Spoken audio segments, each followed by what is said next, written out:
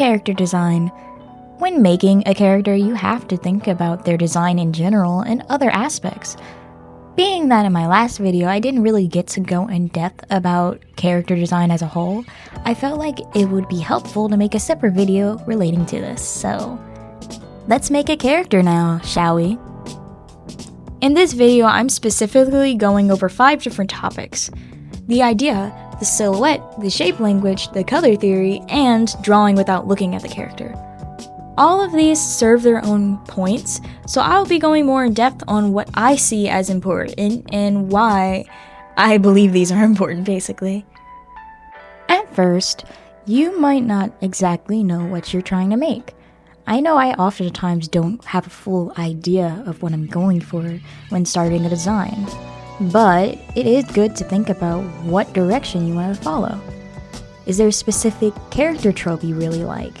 Maybe a design element you really want to implement, or certain personality traits that you think will fit the character, even without having a visual for them yet. It's good to have a at least decent understanding of what you're trying to go for before designing, because if you're kind of just making something up without an idea of what you want, it makes it harder. I'll use my Sona as an example. When redesigning my Sona for the 50 billionth time, I knew there were certain elements I wanted to keep or use. I like elf ears, just in general, fantasy elements.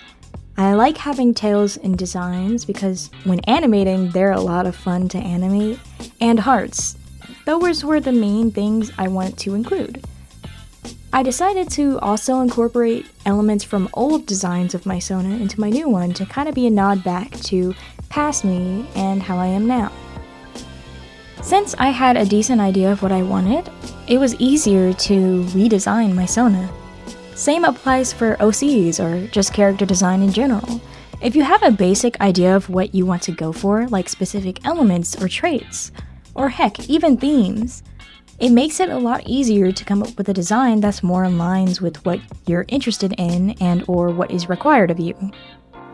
I oftentimes will draw out the original concept I had for a design because I just like doing something at the beginning before all the proper steps that's supposed to be taken. It genuinely helps me see what I first think of based off of my visual library before moving on to actual research and or all the other required steps or preferred steps for character design. Now, the most important thing to start out with that is suggested is silhouette. What's a silhouette? I like to think of it as the shadow of the character. You can't see any of the details other than the outer shape of the character. This is used to see whether or not the design is recognizable, whether it be around a different crowd of characters or just on its own if it's readable. Take any iconic character from a TV show. Let's say SpongeBob, since I'm pretty sure everybody knows who that is. If you look at his silhouette, it's quite obvious on who it is, even if he's in a crowd of different characters. You can tell it's him because his silhouette is unique and it's readable. When making a character design, it's best to try to make sure the character is readable even if none of the details are visible. That way, you know your fans and or people who have seen the character will remember because their shapes are unique. Speaking of shapes, we should probably touch the next topic. Shape language. This is basically how people attribute certain traits with certain shapes. Like squares are usually more strict or trustable. Triangles are more so sharp and dangerous, while circles are more friend-shaped and just overall accepting. We see these shapes as being attributed to certain emotions and feelings because, well, in certain aspects like nature, for example, these shapes are oftentimes used. So what does this have to do with character design? Well, you can use certain shapes and certain shape combinations to give off certain vibes for your character. Heck, you can even have a character with certain shapes that contradict what they're actually like. I like doing that sometimes, it's kind of fun. It generally gives you more leeway to have more showing rather than telling, and still getting the point across that your character is a certain way, while also allowing them to have their own unique silhouette. Now, it's good to use these different shapes to have different concepts, especially when you're making a more finalized design. You can implement these different shapes in different areas, like the eyes being certain shapes, or maybe certain aspects on their clothing having those shapes. And then color theory! Wait, don't throw the tomatoes, do not boo. I know some of you guys do not like it, but it's important, so let me go over it a little bit. For those of you unaware or not knowing much about it, color theory is basically what colors work best together or best contrast. It also helps tell the viewer what to expect. Like, similar to the shape language, it can give off certain vibes, like red being seen as more dangerous while blue is more soft and serene. As you can see by my Sona, I use more soft pastel-y colors for a majority of the design, being blues and pinks. Why? Honestly, those are just my favorite colors, that's why. But it also works together to give off a soft and calming feel. It is good to consider color theory and what certain colors you want to use in a character design, because it can either better a character design or worsen it if you're not careful. A thing to consider is maybe having a color wheel, or like a color theory wheel, or even colors with certain emotions tied to it pulled up. Pinterest has several of those, which I refer to on occasion when I'm trying to make a design, just to make sure that I'm giving off the right vibe, or the wrong vibe depending on what kind of character I'm making. Now that we're done with all this, we can finally, call it done, right? Right? About that, I feel like in most cases, especially for those who aren't professional character designers, in air quotes, we like to go with what we just finished, like, oh yeah, this is the final one. However, there's a thing to consider. Maybe, just maybe, draw the design without looking at reference. Okay, calm down everybody. Hold the tomatoes again. We're not done here.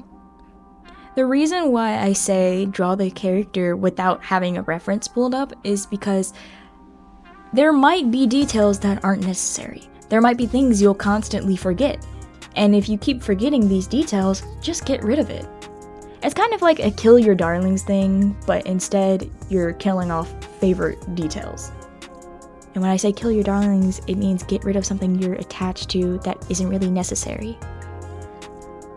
I feel like it's important to consider what really isn't necessary and if it's just too much, because I've done this thing where I draw my characters without looking at reference, and I realize I forgot something. And then I'm like, do I really need to keep this character design element because I keep forgetting it's there? Actually, a great example of this is my Sona. I oftentimes forget that I had my reference set to where my sleeves are rolled up, and that I have these long gloves. But I oftentimes end up drawing my Sona with the longer sleeves, not scrunched up to the elbows, but rather just to the wrist, like it's supposed to be. And half the time I forget I wear gloves in my design. So I have considered removing those details. Though the gloves are still there, I feel like it's more of an optional thing because I don't always wear gloves. I only wear it on occasion when it's either too cold or my skin's irritated. So I felt like it's just something where it's like, oh yeah, it's still in the design, but it's not required. Which is another fun thing you can do. You can have certain things switch out or not be a required element, and other things be required elements. Like, let's say your character design has a certain emblem that they always carry around, but they don't need glasses, so they don't always wear glasses, but they always have that emblem. That can apply here. The whole point of drawing your character without reference is to see what is necessary and even consider what you can make required and what isn't required. It genuinely helps you see if it's necessary. and it's worth doing. So draw your characters without their references. It's worth it. And some extra things to consider when making a character is, what is their job? Does their design tell you what their job is, or is it confusing? Is it supposed to be confusing, or is it supposed to be obvious that's what they do? Show the design to trusted individuals. Show it to them and see what they think. Is there certain things they have in mind when looking at the character? Does certain parts that you want to read as one way, reading that way to others? I don't always show my character designs to other people because I just don't think to, but it is a good way to have extra feedback. And feedback is necessary in this kind of thing, especially for those wanting to get into more professional routes where they're making character designs for maybe games or movies or shows. You need feedback, you need critique. So by getting someone trusted who won't either glaze you or completely tear you down, while also not leaking your stuff, it's worth it to have outside opinion. Well, that's it. You made it through the whole video. Wow, thank you. If you found this helpful, consider liking and subscribing. And just as a side note, thank you to everyone who's subscribed thus far and everyone who's checked out my last video. I honestly didn't expect that last one to blow up like that, so thank you. And for those of you who might be interested in the other video, feel free to check it out as well. Well, that's it for me. I'm gonna run off and draw my silly goobers now. Goodbye!